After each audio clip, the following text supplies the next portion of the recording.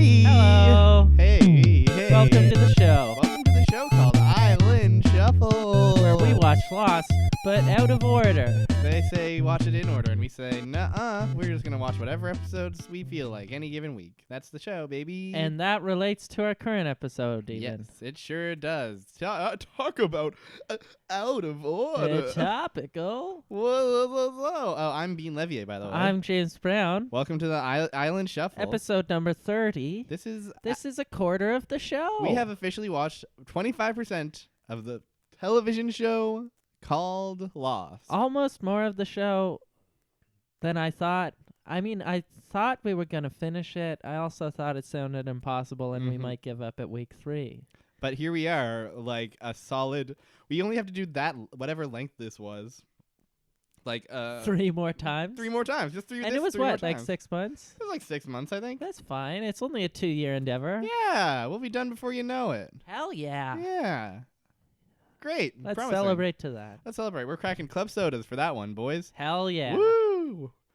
Oh, man. Do you have any reflections upon Lost that you've learned anything crazy about this show yet? Have you gained So a crazy new... I didn't I have any idea how fucked up it got because I saw up until a few episodes into season 4 and shit hits the rails mid season 4. It does. So I think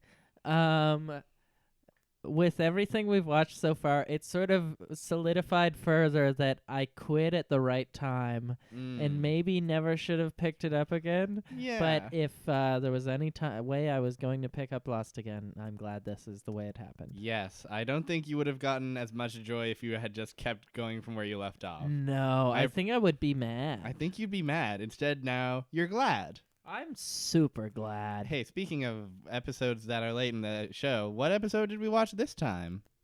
We watched season 5, episode 1, and it was called Because You Left. And it's crazy.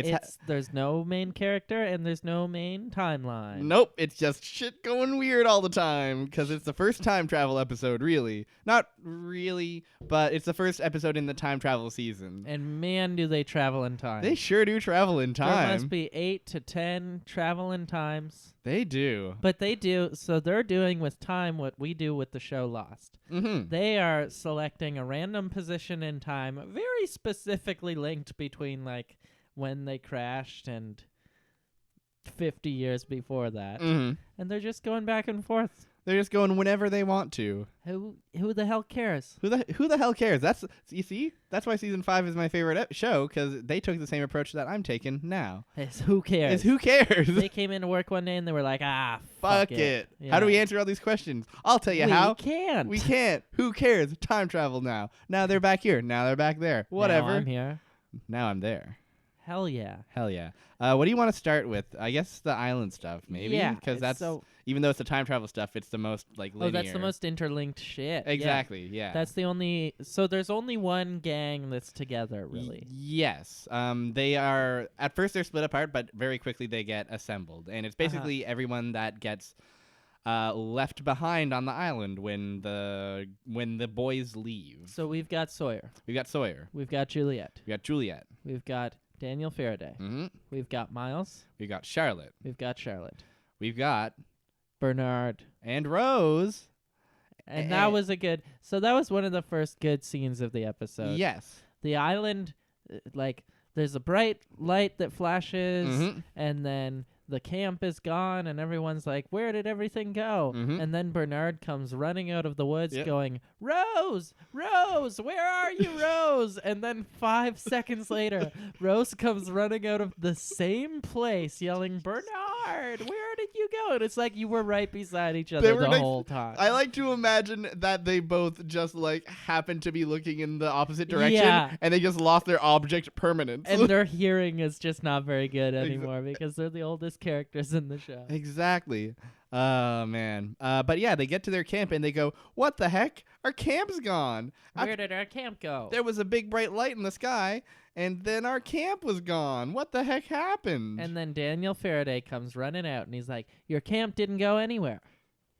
And then Sawyer's like, what do you mean? Where did our camp go? It was right there. And he went, and Daniel Faraday goes, your camp didn't go anywhere. It hasn't been built yet.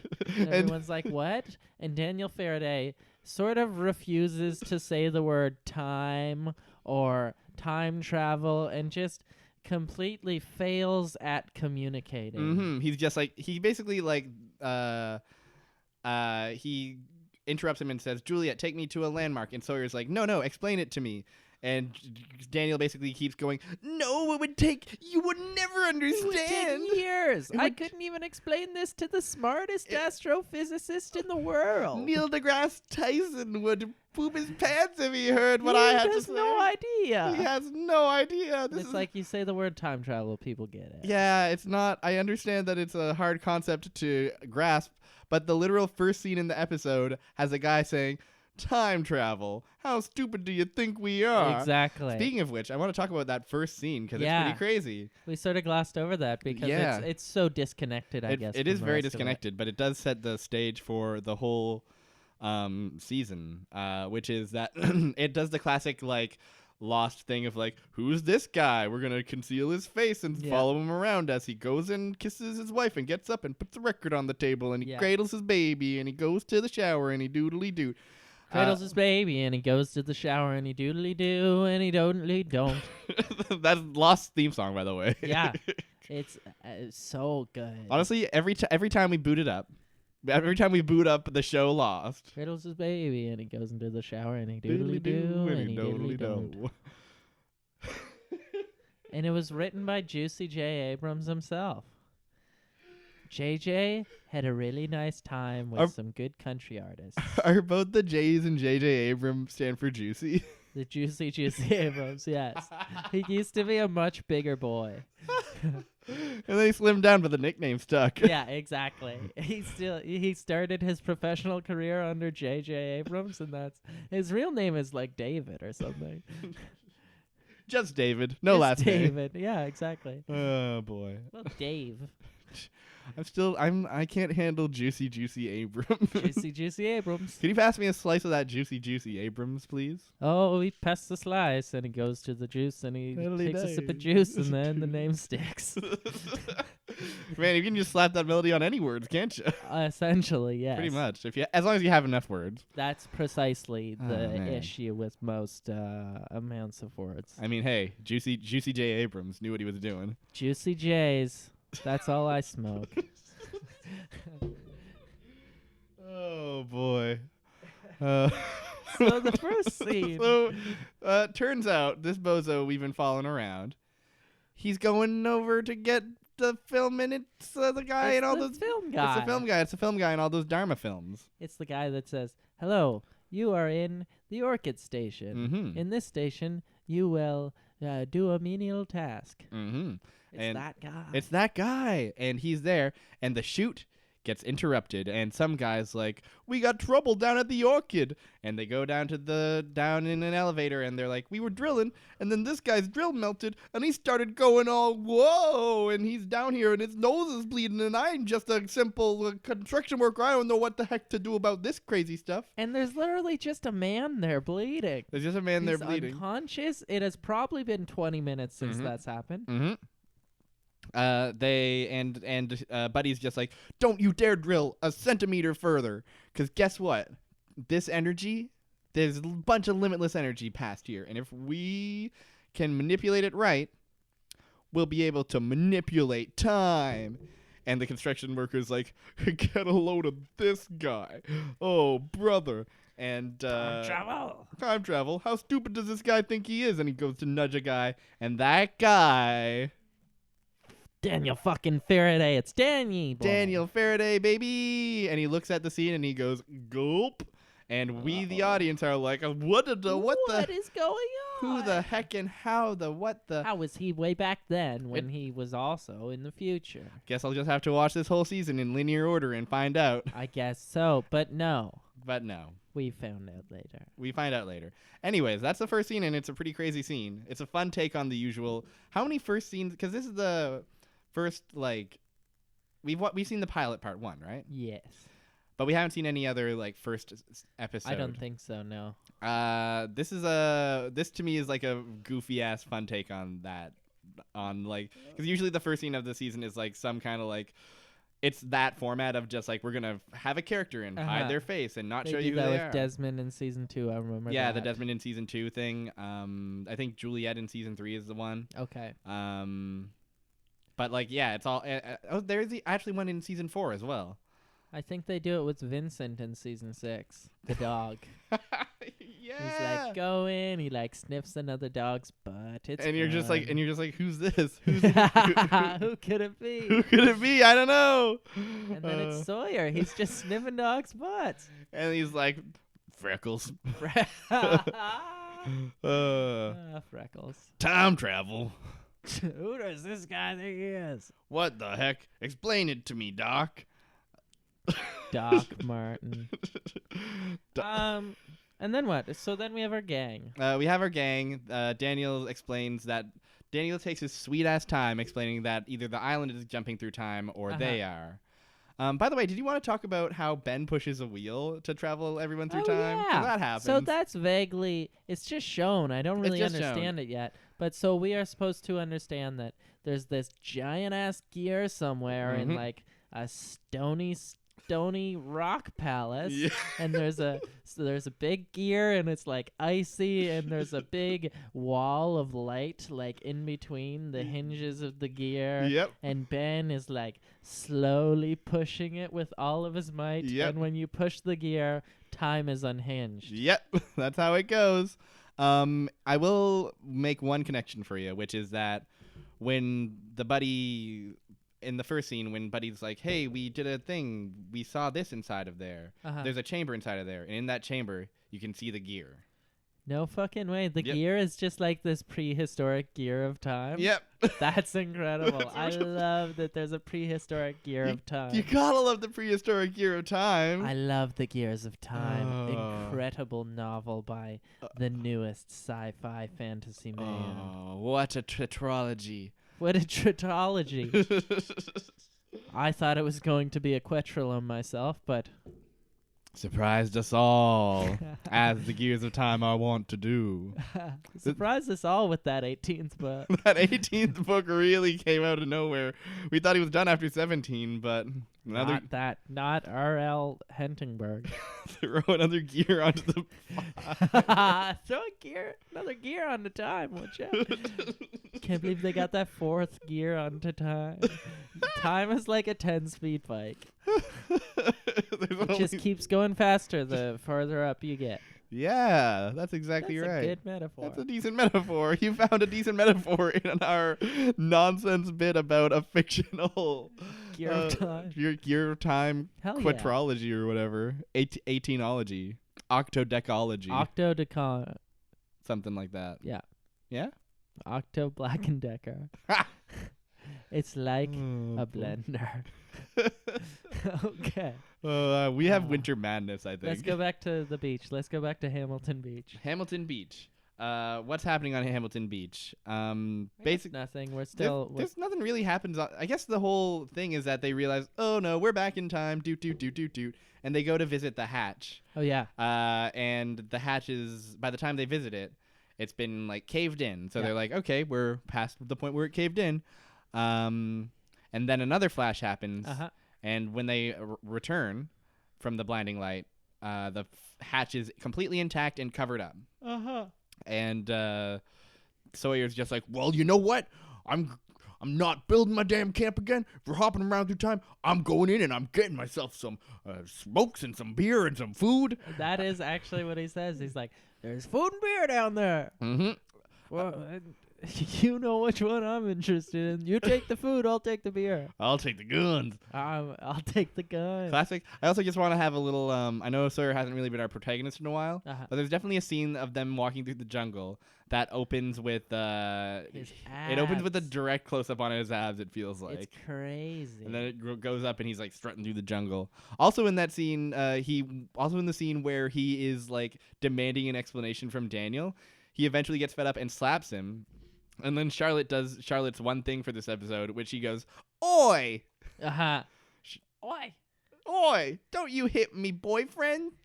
And then Sawyer's like, "Shut up or you'll get one too, Ginger." Which is not a good look for Sawyer. It's Pretty crazy man, that soy. Pretty wild man. The soy bomb. He could go off at any moment. Wow. He could, but he doesn't. But he doesn't. He goes off at very specific times. At very specific times. It takes a lot to make that man go off. Hell yeah. So eventually he reaches the hatch front door and is banging on it, and Daniel is screaming at him like, no, here's how time travel works. I've been studying it my whole life, and you cannot change the past. You cannot change the past. You cannot change the past with the gears of time. The gears of time have no influence on the past. Because it's like a string, and you can travel from different parts of the string, but you can't make a new string. You can't make a new string. No matter how many times you try to change the past, you'll fuck up and it'll go back to the same way it was. Hell fucking yeah. And eventually Sawyer gets fed up with him and picks him up by the scruff, and he's like, fuck you, time man. Who are you even? We've never even met before now. Hell yeah. And Juliet comes over and he's like, come on, boys. It's been a long day. Let's just head back to the beach. And let's go. And then order some Dominoes. Let's order some Dominoes and just take a load off, crack a beer. Get lit. I know it's hard. All this time travel's got me weary. Let's take it easy. Could anyone else go for a good sit on some sand? And Daniel's like, man, you guys get that sand warmed up for me. I'll catch up. I'll be right there with you. I'll be right there with you in just 1 second. And then he ducks back, looks at his book, and goes, whoa, my research. My book. And he goes to slam back on the door. And he says, hey, Desmond. Open up. You don't know me yet, but I know you. And guess what? You're special in magical ways. And listen, the rules don't apply to you. And also, hey, Desmond's like, what the fuck? Yeah, Desmond's literally in a full hazmat suit, aiming a gun at Daniel. Like, he's like, who the fuck are you? You're special. And Desmond's just like, I'm going to kill you. Yeah. And Faraday's like, listen, no, what you need to do is go visit my mom in Oxford. Because all your friends that you left behind are in danger. Go to Oxford. My mom's name is flashed away. And that's it. And then that scene transitions into Desmond awakens from a nightmare. And he goes, oh, I was back on the island. And Penny's like, we left 3 years ago, darling. Darling. Now we travel in boats for a living. We just live our life on the lovely coasts of the boats. We have a tiny baby. We have a tiny little baby. And we dock off the edge of the cities of the world. And we ride a boat. We sail the Earth's coastline. We lead the magical life, you, me, and our tiny little boy. Our tiny little child. You don't take it to school. You haven't been on an island in centuries, my dear boy. In several hundred years, my dear boy. And to tell your little dream, do not worry. This accent's really getting away from us. This is a good representation of the way they script the show Lost. Yeah, this is exactly. I mean, this is pretty much word for word. I'm worried we're gonna get sued because of how we're just repeating the script. We're reading the script. But okay, let's go off script. Yeah, we're gonna go off script. And so the thing is that Desmond ends up going, no, honey, it wasn't a dream. And he gets up and we zoom in on a really quality Desmond face where he's all scrunched up and couple chins, very puzzled. The mouth is doing something mouths don't often do for long stretches of time. Hell yeah. Good face, quality face. I love it.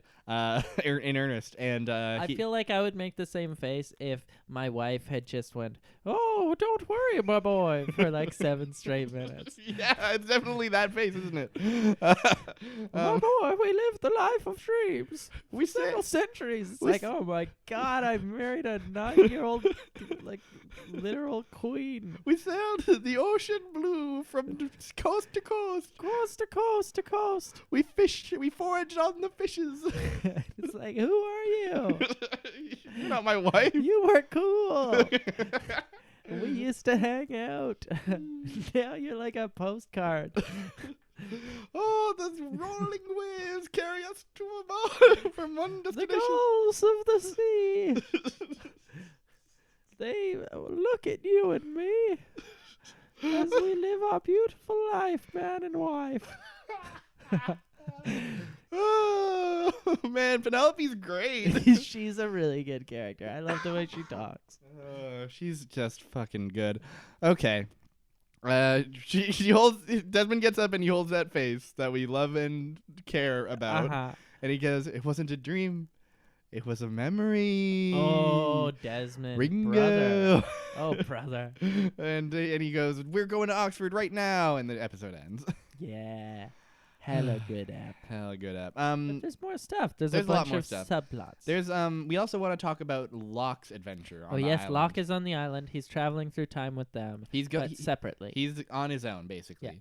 He gets up and he sees that Yemi's plane crash on the island. Hell yeah. He sees that plane crash. He sees a Virgin Mary statue full of heroin drop down, and he goes, "Oh, this is that plane." And he goes, and he sees the plane, and he goes, "Is anyone up there? What the heck?" Hello up there. And he climbs up, but while he's climbing, he gets shot. Hell yeah. Who's he get shot by?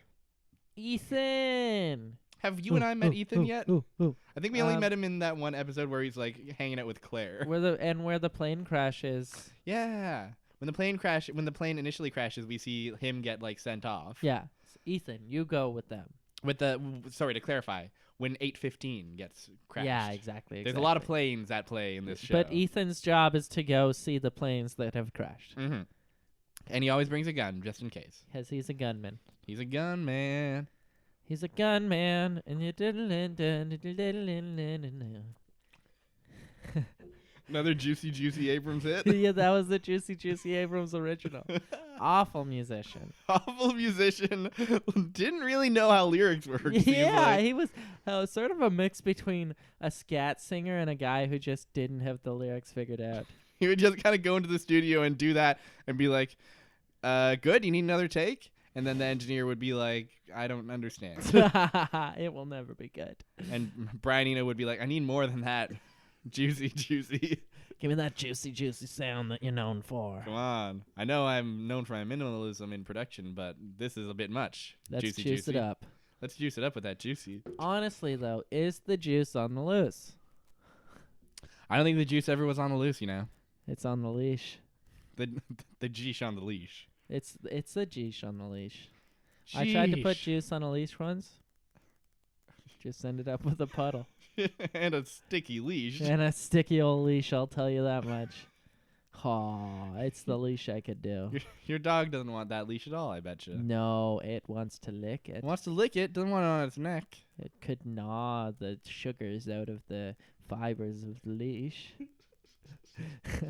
I don't know why you said that like you were like I like to imagine that like the scene in Jaws where they like scratch the chalkboard and the whole town hall goes quiet. Ooh. And then the like fisherman says he could knock the sugars right through the leash. Hell yeah. They should recast that movie and put me as the old fisherman and pay that guy the most money. Yeah, that's a cool plan. Spielberg, if you're out there. James Brown is willing to go to your town. Hell yeah. So Locke gets shot by Ethan, and Ethan comes out, and Locke is like, I know you, you're Ethan. And Ethan's like, whatever, bozo, I'm gonna kill you now. But luckily a Time shift. Also, Whew. Ethan takes his sweet fucking time. Yeah, I feel like Ethan could have definitely just shot him on sight. But Fire that bullet. thankfully he doesn't, and I appreciate it. So he flashes back, and he's, bleeding, and he's like, oh, gosh. Ah, not this again. Oh, nuts. I'm going to stagger over here and treat my wound. But who comes through the woods? But Ricardo Richard. Ricardos Alpertus. Is that his real name? Richard Alpert. And Wow. Ricardo sometimes Alpertus. in that one episode we saw, I think he gets Ricardos he's because Spanish. exactly. And Richard is super dope. He's like, John, what up? Nice to see you. Yeah. And John's like, what's going on? And Richard's like, you're time traveling. Next time you see me, I won't know who you are. Here's a compass. Richard also is like clearly drunk in this He's scene. loaded. He like staggers through. Here's the compass. I'm ripped. Do you want a gun one? You're gonna have to die. You're gonna have to die. You're gonna have to tell all your friends to come back to the island. But look, I'm also totally blitzed, so don't. It's a real Rick and Morty type situation. Yeah. Another Richard. Rick and Lockie. Richard, Rick, and Lockie. I'm Pickle Richard. I'm Pickle Richard. Oh, such a good episode. Oh my god. Let's do a podcast about that. Let's do a show. podcast about Rick and Morty. People listen to that. Hey, what if he turned into a cactus and he went, "I'm the Prickle Dick. Wow. You should be writing for Rick I'm and Prickle Rick." Oh, I don't know. I don't know about that. All right. Well, I regret think bringing about up Rick and Morty anytime I bring up Rick and Morty. I think I brought it up. Did you? I don't know. Oh, you did. You did. This is your fault. You're right. Yeah, I'm sorry. Oh well. Hey. So Prickle Rick is like, "Yo, you have to die," and Locke is like, "What's going on?" And he's like, "I'm gonna treat your bullet wound. Just hold still." And then he yanks the old bullet out, and he says, "You need to get all your friends that left back on the island. And it's important if you want to save the island. And you have to die for that to happen. It's the only way." I think that's the last scene of Locke. That's a convenient transition into the off-island adventures. Hell yeah.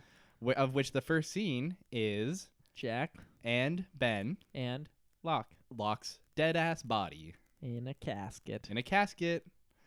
And they're like, "Well, I guess we gotta bring Locke back. We gotta bring Locke with us. We gotta gather the whole gang together and bring everybody back together. We've decided now to bring everybody back together. But how the heck are we gonna do that? Everybody's all over the place. How are we gonna get Saeed and Hurley and Kate and Sun and I think that's everybody all together and convince them to fly back to the island? It's gonna be what the heck? We better get started." Jack goes, "Hurley's in a mental institution." And then Ben goes, "Should be easier to recruit him again." And then the newscaster on the TV goes, "And her Hugo Reyes from Flight 815, a survivor who was in a mental institution, has been murdered."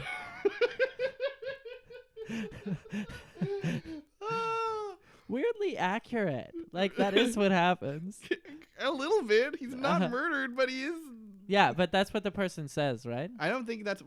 Yeah, it's something like that. Okay. And they're just like, "Well, what the fuck do we do now?" Oh well. Another body to take. Just to note, Hurley is not really dead. Hell yeah, because the next scene we see, Hurley's hanging out with Saeed in a car. And they're ordering fast food. Oh yeah, and Hurley says, maybe if you had more comfort food, you wouldn't have to go around killing so many people. And Saeed's like, "Man, I spent a long time killing for Benjamin Linus. Do me a favor, Hurley. You ever run into him?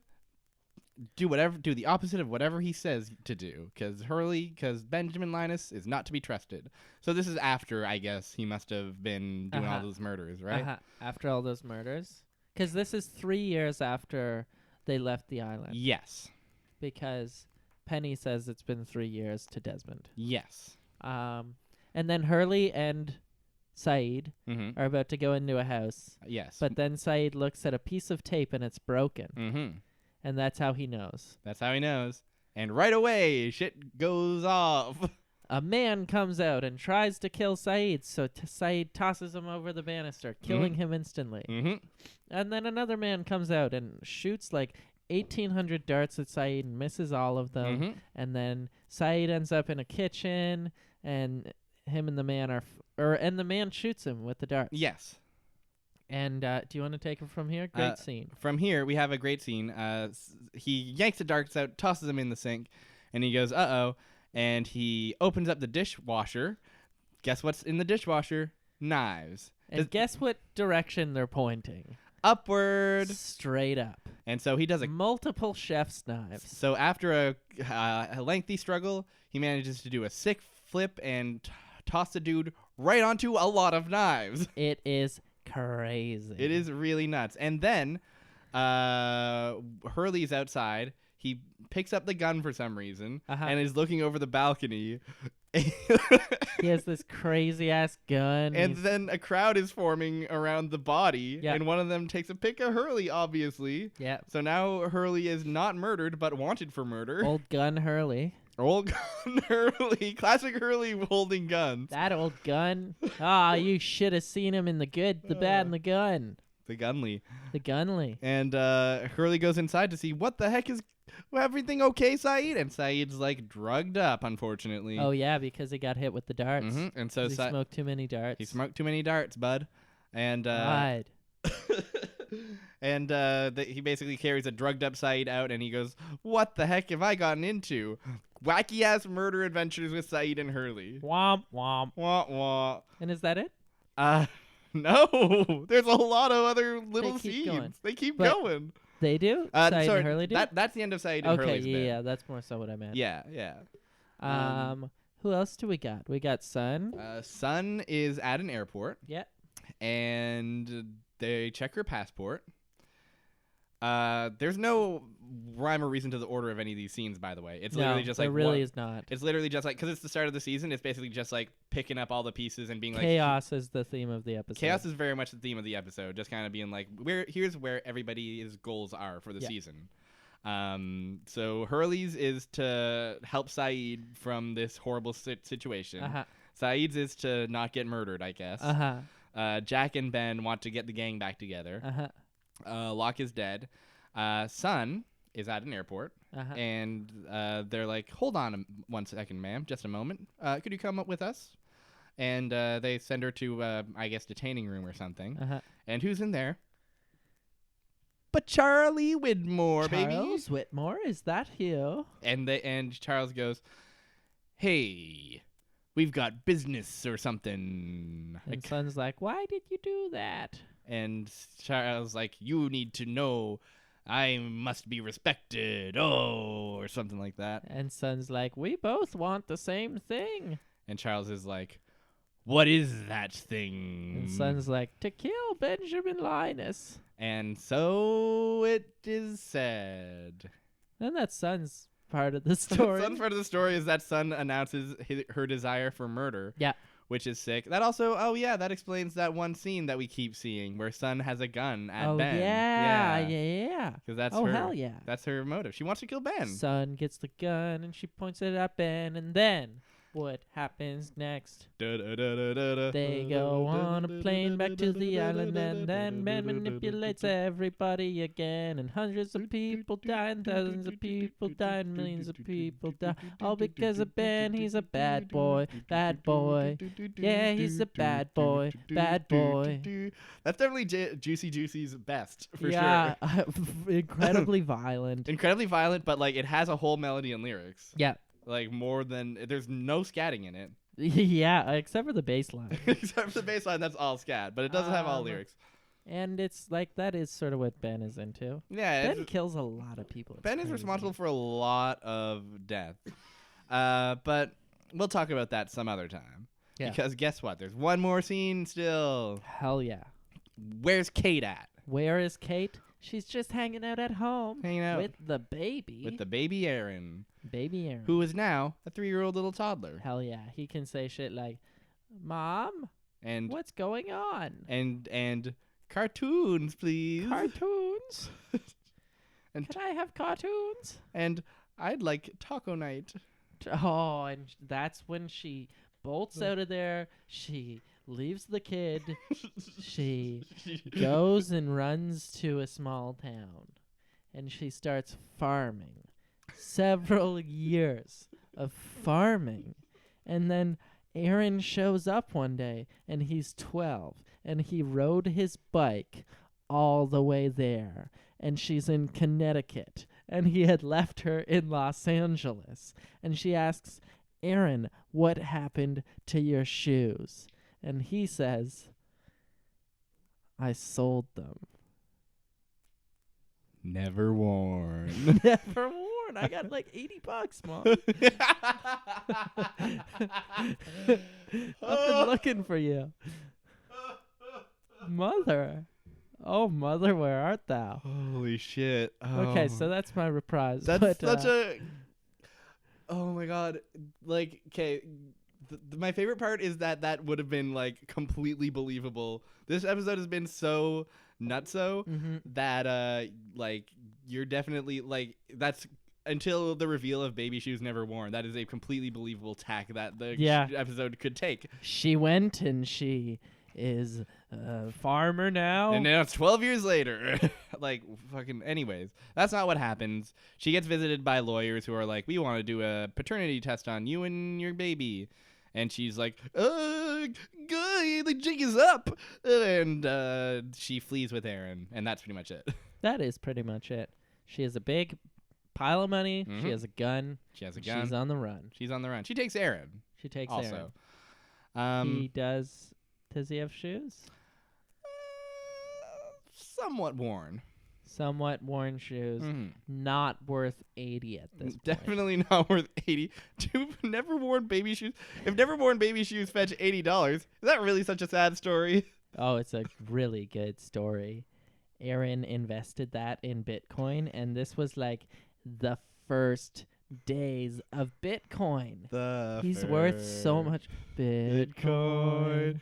The Aaron did say was baby shoes for sale, never worn, never worn, never worn, never worn, never worn. Born is the king of Bitcoin. Wow, Juicy J. Abram. Juicy Abrams. Juicy Abrams fucking knows how to write them. I'm telling you. He got better. He got way better. Ever since he started stealing melodies from popular songs, things have been looking up for that man. He thought if it works for Weird Al, it'll work for me. Exactly, and it did. Oh, my God. Now he's richer than Weird Al. No, he's not. That's true. Weird Al is a fucking quadrillionaire. Because Weird Al bought Bitcoin when it was cheap. He bought like 3 Bitcoins and now he's super rich. That's where his real empire comes from. Yeah, the coins. The parody songs do not do well. My coins. That's Weird Al talking about his coins. My coins. What did you think of this crazy ass episode of Lost? I loved it. Did you really? It was just so crazy. It was really fucking crazy. It was frustrating at points. It was like everything is so stupid, but nothing really makes sense. It was. I feel like it was more enjoyable to talk about than it was to watch. Yes, that's I think correct. I can't tell how much of that is just us being complete. Like we have been weird this episode. We went off the wall. It was good. We went off the wall. But like the episode itself is. It's crazy. It's really crazy and like there's nothing to latch on to. It's very everything's moving and nothing is like because there's season 5 episodes that are bonkers, but there's like a common thread. Like the one where Ben is shot and they have to heal Ben. Where everything's crazy in that episode, but there's like a central thing happening. Yeah, exactly. But that's the crisis of the episode. Exactly. But this one, it's just like the crisis is them dealing with the fact that everything's wild. Yeah. And it's like time travel isn't even in the crisis of the episode because so many people aren't experiencing it. Exactly. The other crisis is what's up with the whole thing, and there's so many disparate bits. Yeah. And on their own, they're like all fine. Yeah, but I would watch one of those. Exactly. But as a package, it's very, very like, it's overwhelming. It's a lot to take in. It's like if someone gave you a box of things that there were 10 things and they all cost $2 each, and you were like, just spend $20 on one thing. Yeah, exactly. It's just like there's definitely like moments that I love. I like the Saeed scene is really fucking buck wild. Oh, that is very action movie. That might be the best action scene I've seen. It's very it is definitely the most like straight up an actual action scene that the show has done. The knives is crazy. Especially just like because this show doesn't really do action all that well. No, of course not. That's not. But occasionally it knocks it out of the park, like here. And I will also say at least we got like most of the major players. Yeah. This was because it was the first episode, so it had to be like we have to run down the checklist of everybody. Yeah. But we couldn't just get like very much of anyone. Exactly. Yeah. So it was very much we got a taste of everybody, but that left our mouths fucking feeling weird and watering for more. My mouth is salivating. Don't you love it when you go into a restaurant and you look at the maitre d' dead in the eye and say, "My mouth is salivating." I could go for a meal right now. You sell food here. Like this guy, the salivator. Yeah. Oh boy. All right. That's Hope this you episode. don't sell salad. Salad Vader. Salad Vader. Darth Salad Vader. Do you see the new Star Wars? I thought Salad Vader was a dumb character. That's how he sounds. Hell yeah. Hey, are we rolling? Let's roll. I want to do things a little differently this time. Oh, hell yeah. You are going to have to go to random.org this no time. No way. You get it, because guess what? Happy quarter milestone. Happy quarter milestone. We're switching it the hell up. The reason is because I'm going to use our Google Sheet to tell what episodes, which episodes we were using. Okay, yeah. And the reason I'm doing that is because since we're a quarter of the way through, we will be able to see what we've done and what we haven't done much easier. Hell yeah. Instead of having to constantly. And there's like a better chance that we're gonna land on something that we've done before. Exactly. It happens when we're 16 people in 16 episodes in. Exactly. Yeah, and now we're it happened last time even, and that made me go, oh shit, that's something we have to consider now. Yeah. So anyways. I've got numbers 1 to 121. I'm on random.org, a true random number service. It uses static. Okay, hell yeah. Okay, so we got 73. 73. Let me 70C. 73 is season 4, episode 1. Hell yes. Is there also no central character? It's called The Beginning of the End, and the central character is Hurley. Hell yeah. I don't think we've gotten a Hurley episode yet. Oh, that's awesome. Yeah. I could go for that. I love Hurley. Who doesn't love Hurley? We're going to find out all about what led him to, I guess, the mental asylum? Yeah. All right. Well, how about that? We'll see you at the beginning of the end. We'll see you at the beginning of the end. Thank you for listening to our silly-ass show. Oh, also, listen to James Brown's other show. It's called Lovable Favorites, and it's the funniest podcast out there, if you ask me. We do fan fiction. They do fan fiction, and I laugh on the metro out loud at it. Ah, stop it. That's me. Anyways, that's that show, and this is this show. Thank you for listening. I've been Bean. I've been James. Like we say at the end of every one of these episodes.